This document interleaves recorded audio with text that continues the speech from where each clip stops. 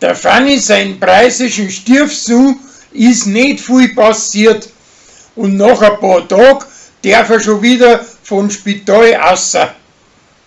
Ihrer wächst aber das alles über den Kopf und drum möcht's mit ihm andere Seiten aufziehen.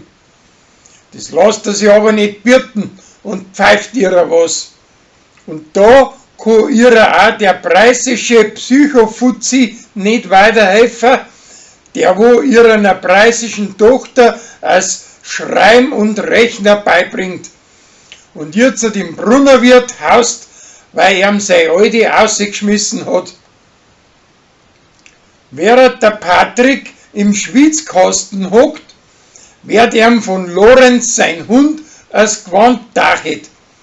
Also dass er als ein Nackerter durch den Wald rennen muss.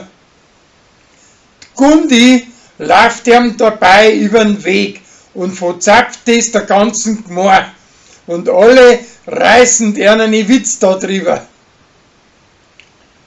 Das Zwiefel schläft nimmer bei seinen Alten im Bett, weil's da Kreuzweh kriegt.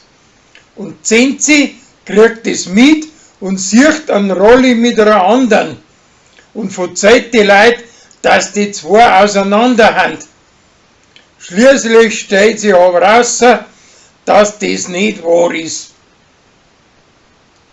Die Uri kauft seiner Urenkeltochter ein Dirndlgewand, aber die mag den Fetzen nicht anlegen, weil es schön auf ein Burmergewand steht. Als Schandewei spinnt auf den Pfarrer und sagt ihm das auch. Und drum möchten sie sich aus dem Weg gehen, aber das haut nicht hin.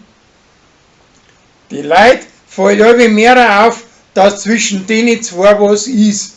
Und schließlich steht er ihrer auch ein, dass er sie in sie verschaut hat.